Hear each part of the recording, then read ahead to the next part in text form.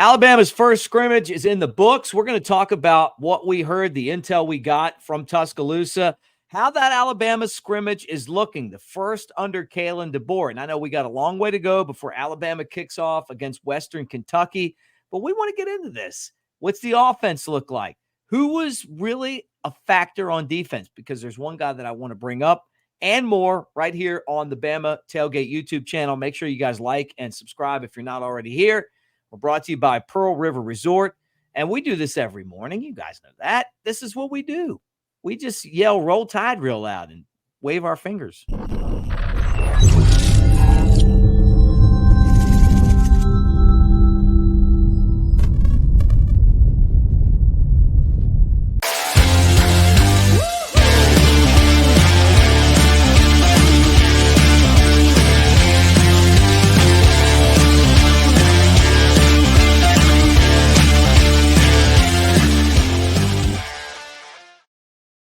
Roll Tide, everybody. There he is. Big, sexy Elmo. Where's the goatee, man? I see you with the goatee in the open, and I've never met you with a goatee. That was before I knew you, but I didn't know you back then. You going to bring that goatee back?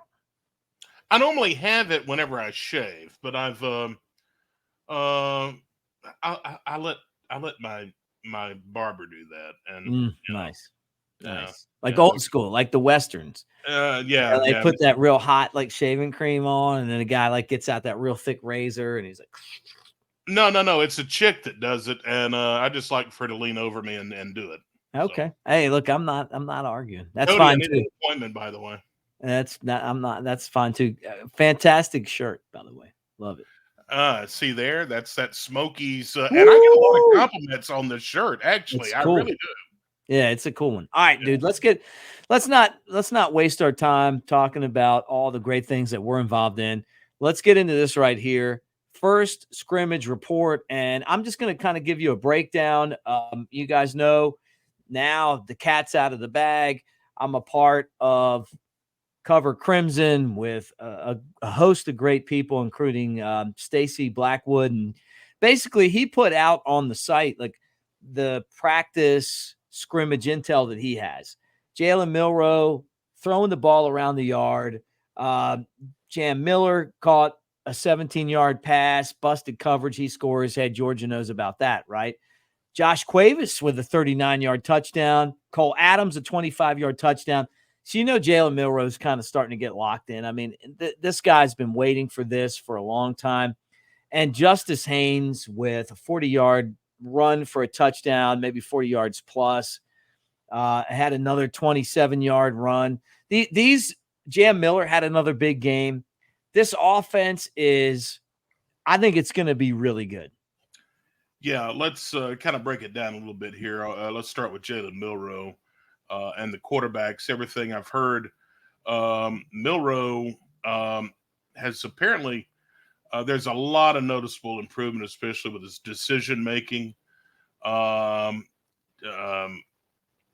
Simpson is also drawing a lot of really good comments. Yeah, I've heard this too.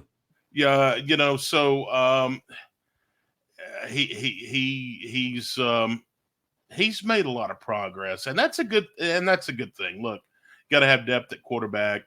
So it looks like the quarterback position's really in good hands. I mean, I really think, a lot of people don't want to talk about Ty Simpson for some reason, but it's Milroe's job. But I think if Simpson was to step in, I don't think it would be a bad thing. I think that from what I'm hearing, he's a good quarterback. I mean, and you talk about Jam Miller. He played very well. Justice Haynes has got a lot of potential there. Miller and Haynes took most of the reps for the first team, according to Coach DeBoer in his press conference. Coach DeBoer says we've got a really solid backfield with both of those guys, and the options on offense. Yeah. Yeah. The options are so wide. Heard a lot from Caleb Odom. Yeah. He's that freshman receiver. And I saw the video on Twitter of him making the one-handed catch. I don't know if you saw that.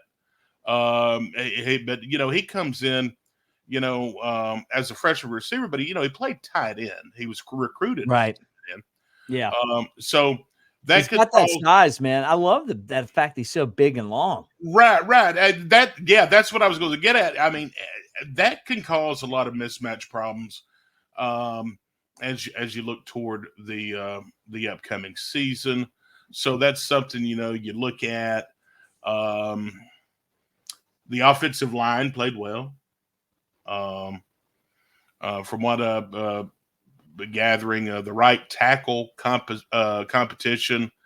You got Pritchett over there. You got Formby. They're rotating out. Proctor is pretty much a lock on the left side. So the offensive side of the football, I'm not really that worried about, but we'll get to the defensive side as well. And I also want to talk about the tight end position. Yeah, well, and I think that's a good one because I think that's what Stacy was kind of hitting on, the fact that we lost Amari Niblack to Texas. He was one of the defectors, and then you're wondering like who's going to play. Cuevas came from Washington, and we're not thinking that this guy's coming in, but I don't think that DeBoer is bringing in players from Washington just because he's like, hey, I want to have somebody I know. I think he's like, hey, this guy can get it done. And I think Cuevas has a big opportunity. Well, that and CJ Dupree. Transfer from Maryland 2 years ago. Yeah, he's great. He may be a guy that's targeted some, with this offensive scheme. The offense, I'm really looking forward to it, and apparently they had a really good scrimmage. And last but not least, Mick, Ryan Williams. Yeah, I heard about this too, man. Caught a touchdown. It's just like I wonder if Clint Lamb and I did a show for Cover Crimson, and he's like, maybe they're like trying to like just temper everybody because this guy's going to come out and be a beast. What if he is, man? I mean, that's not exactly what Clint said, but that was the point I got out of it. Do you think that this guy's going to just be like kind of like Julio and Amari and I mean along those guys' lines? Alvin, yeah. You're hearing too much buzz, man. I'm hearing some buzz. I mean, the buzz is getting so loud, it's like becoming an earthquake, Mm-hmm. It's like we hear so much buzz about this guy. But, and it may be one of those weapons, you kind of hold off with until you get to a Wisconsin or a Georgia. Well, and that could be it. Who knows? That may sound crazy, but I don't think it is crazy, honestly. But you got Jeremy Bernard, Kobe Prentice, and Kendrick Law. Yeah. And those three guys are veterans, and they will probably start the season. One of those three is going to break out. Right. I think one of those three is going to be a star by the time the season's over. Right. Yeah. So when you look at that and then you throw in the Ryan Williams wild card, I'm not saying that he may not get a little bit of playing time during the first couple games, but I'm just saying that this may be a secret weapon that you break out against a Georgia or something. The offensive mind here and the offensive mentality that Coach DeBoer has, he's an offensive guy, and he knows, just like we do, that early in the season, you go cupcake games. You got a couple of those. But Wisconsin's going to be a challenge on the road. But really everybody's circling that Georgia game. Mm-hmm. And what if they come out and pull a just a rabbit out of the hat, that something that nobody's seen that they're saving for SEC play. I'd love that. Look, I want Alabama to beat Georgia. Yeah, me too. I'm just sick of everybody every year giving Georgia credit. They've beaten Alabama once. It's like, come on, man. You know what? You guys won one game. And the same year Alabama beat you. Okay. But you know what? We got to worry about other games before we get there. But I'm with you 100%, dude. Because I think that that wouldn't be out of the realm of possibility on just a lot of things offensively, because that we've got the firepower. This defense, in which I'm sure we'll talk about here in a few minutes, but offensively, they're going to be able to carry us while that defense really begins to mold and kind of find its identity, But it wouldn't be, surprising that I'm not going to go all crazy and say a Coach Bryant wishbone or something like that. But I'm just saying, throw him a curveball. Oh, yeah. When you get a SEC play, man, game on. And then you throw that curveball against, let's face it, the top team in the SEC right now, Georgia. It wouldn't surprise me a bit, and I think it would be genius. Yeah. You mentioned it, Dupree, Cuevas, both with great games. Austin Mack had that pass you talked about to Odom, one-handed catch you're hearing about, and again, Stacy Blackwood would be someone on Cover Crimson that you guys can get the intel from on the site. And of course, my buddy Clint Lamb. But Malachi Moore had an interception, picked off his buddy Jalen Milroe, which is pretty funny, which is great. And the kicking game was not good. Graham Nicholson was 3 of 6 of field goals. He did hit a 48-yarder, but this guy's supposed to be the best kicker in the world. I got a message. Somebody's like, hey, should we be worried? I'm like, no, man, it's like the first practice. Like, give the guy some credit, man. Like, just back off him a little bit. Like, it's first one. Yeah, it's a scrimmage. And then, Mick, we shift to the defensive side of the football. And it sounds like, from everything I've read yesterday, sounds like they had a really good day. And pressuring the quarterback is something that we've talked about on this show, and they did that. And really, that's a group, that defensive line has been the group I think DeBoer has said has really impressed him the most. Right. And that's going to be something when we talk about the secondary, and I know you're big on that. And you made the comment the other day that this pressure, we're going to have to get pressure the quarterback, and when we do that, it takes it relieves the secondary a little bit. Yeah, right. And I wanted to know about the Monty Jackson. I want to know about Deshaun Jones. Like, how are those guys? Are they solidifying the starting roles for the cornerback spots? But it was LT Overland getting in the backfield, 3 sacks in the scrimmage. That is the disruptor. And you got to have those guys, right? Who's it going to be that's going to absolutely wreck the backfield? Because Alabama's had those guys over the years, and that's what it takes to win, game in and game out in the SEC. You got to have people that get sacks or just disrupt the play. The secondary position, from everything that I read, we heard more from Deshaun Jones. The Wake Forest transfer. He's the experienced guy that we've talked about that, can he make that start and bring that experience to the secondary? But then you've got all this young talent. Damani Jackson, he's probably going to be, he's going to be your starting corner. But Deshaun Jones is in a competition with some of these young guys. Yeah. Zabian Brown. Zabian Brown has created a lot of buzz. And then you heard some more from Mbakwe from yesterday. It seems like he's playing well. So, that seems to be really, Mick, when you look at the grand scheme of things, that looks to be the work in progress. Yeah, no doubt, man. And we're going to keep an eye on it. We're still early. Yeah. So people don't freak out about missed field goals and stuff like that. I mean, this is what it is. I mean, it's, we're still 3 weeks, and I know it was 3 weeks yesterday, but 3 weeks from the first game. And that's a long time when it comes to putting a team together and gelling and molding and getting ready for the next step that it takes to be successful. So, great breakdown, brother. But the great thing is, it sounds like we're trending in the right direction. Oh yeah, dude. Look, like I know we are. And it brings excitement to the fans, and it brings excitement to me, and I know to you too.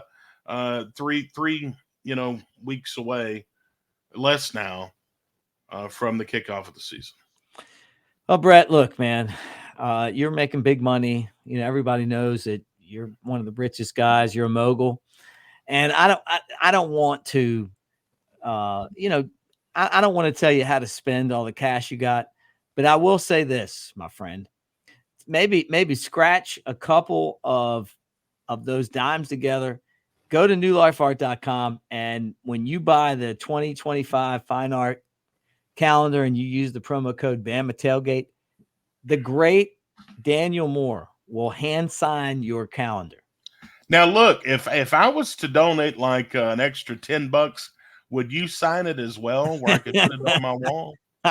I'd sign it for free for you, brother. Oh, for me? Well, yeah, I would definitely that. Then I'll turn around and hawk it on eBay. Sell it on eBay. Yeah, some of my baseball cards that sell for like $1. Right. Yeah.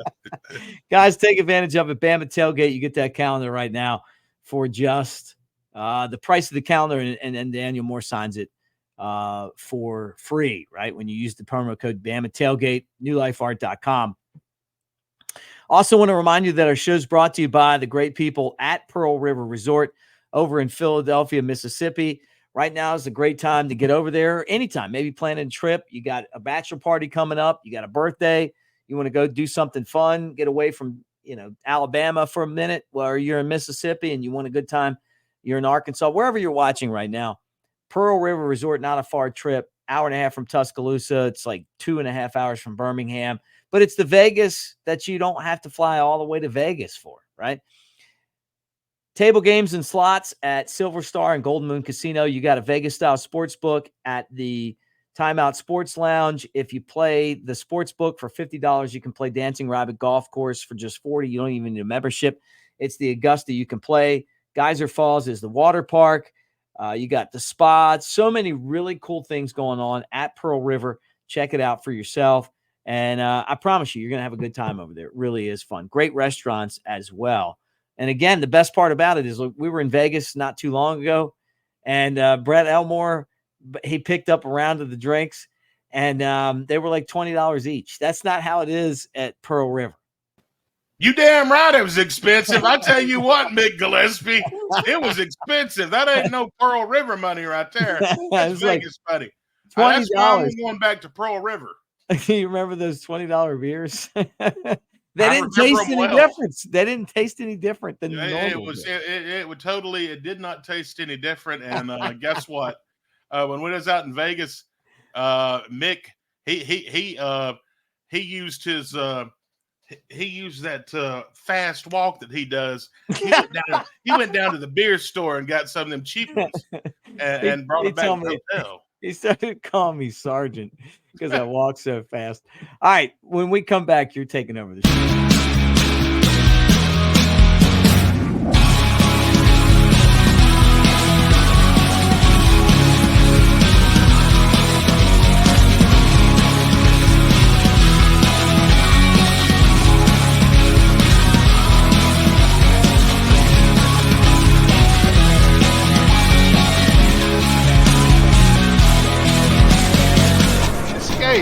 To Pearl River Resort.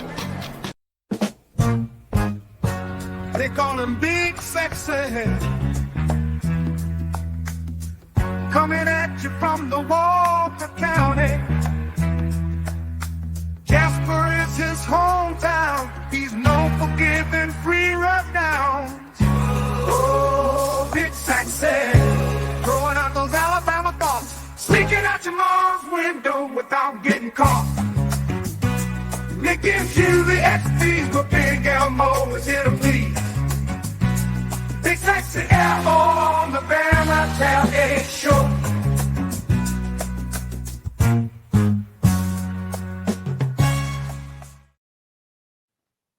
All right. It is the 11th day of August. And I watched you last night to do the 999 challenge during your baseball broadcast. 9 hot dogs, 9 beers, 9 innings. Mick tapped out in like the the 6th, 5th. Yeah, I got 5.5 hot dogs in. Man, weak. I'm telling That's a you. lot of hot dogs, man. Like, Man, I you tell you made your mistake by loading your hot dogs up. You should have went just straight dog, no toppings, no anything like that. See, that's the problem. You're uncoachable. You're uncoachable. I know, man, but I love those Chicago dogs because you got the relish, you got the pickles, you got the celery salt, you got I got all that stuff on there. A little bit of mustard. They're so good. I just couldn't see myself eating 9 hot dogs and drinking 9 beers in 9 innings. It's just not my. I was gonna try, and everybody else made it to the finish line, but me. Right, but you. Good God. All right, Mick. What are you talking about? It's the 999 challenge, guys. 9 Right. innings, 9 hot dogs, and 9 beers, 1 per inning in baseball. Ladies and gentlemen, today's celebrity birthdays. Let's we go. lead off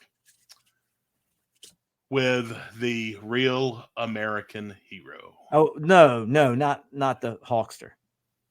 Hulk Hogan is 71 today. I love that guy, man. Like when I was a kid, he was by far my favorite wrestler. Like when they had him lose to Ultimate Warrior, I stopped watching. It's like, what are we doing, man? This is the Hulkster.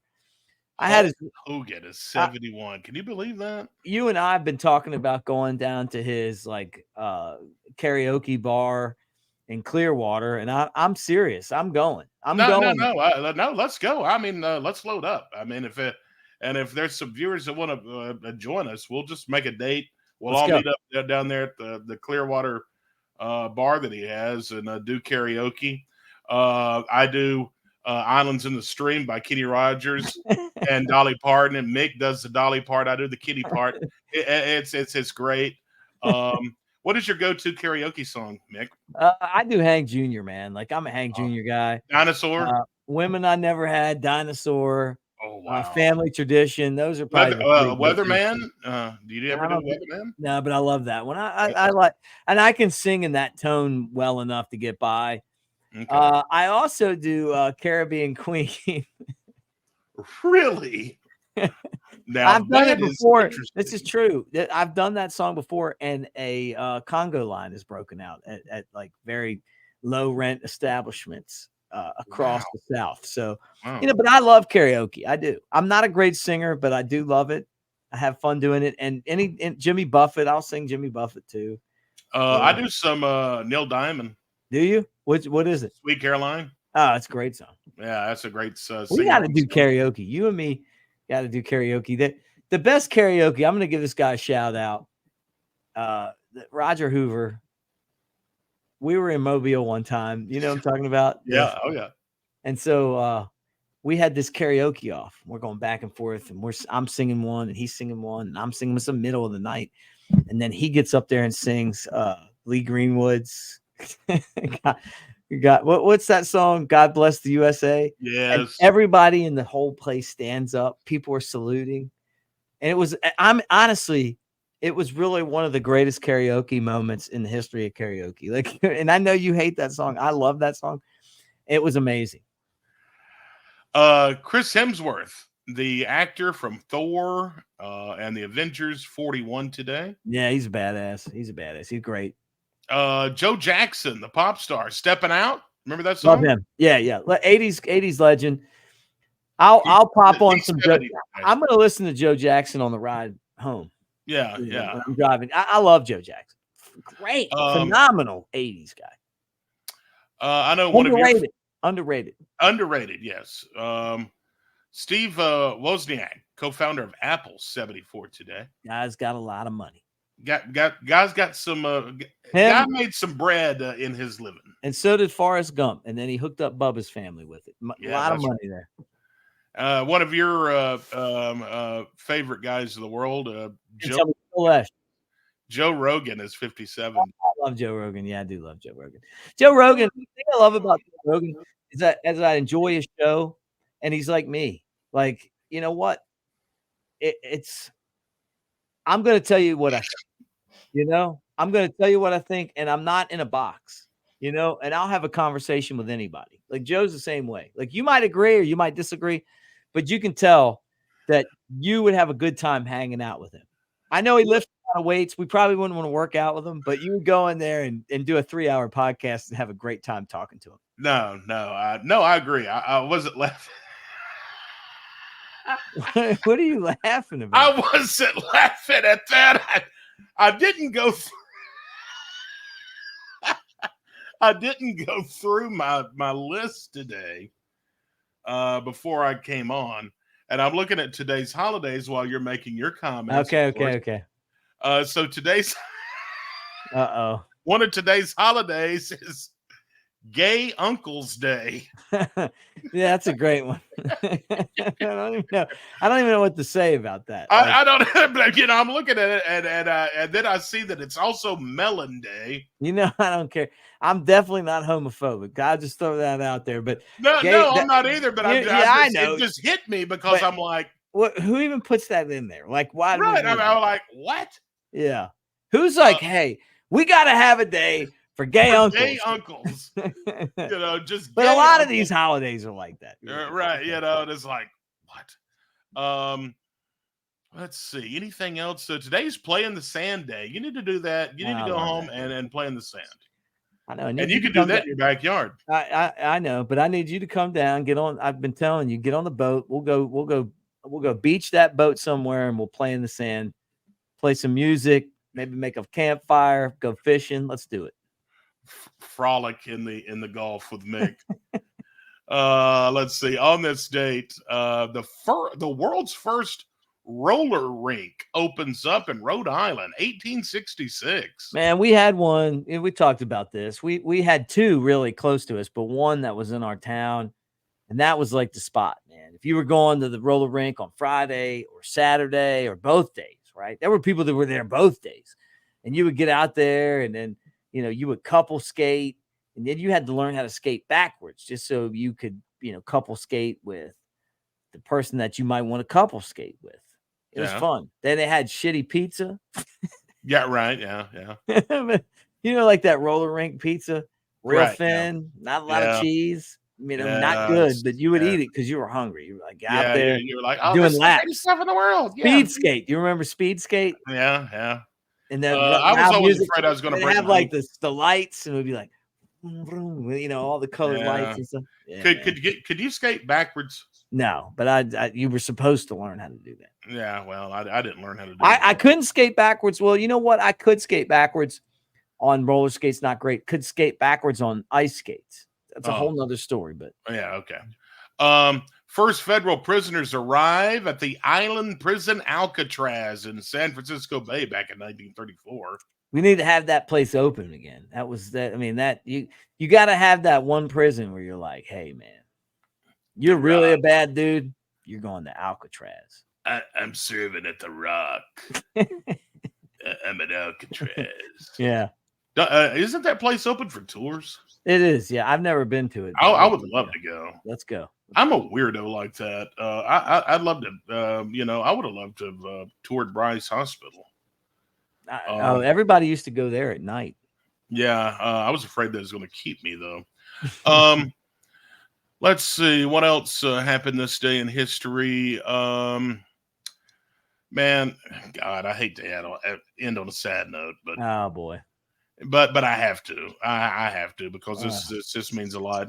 2014, we lost one of the funniest individuals in the world. Bernie Mac.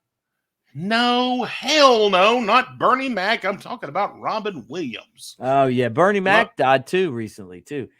Robin Williams committed you suicide. loved Bernie Mac too, didn't you? Oh yeah, I love Bernie Mac. But Robin Williams committed suicide at his home in Paradise Cay, California.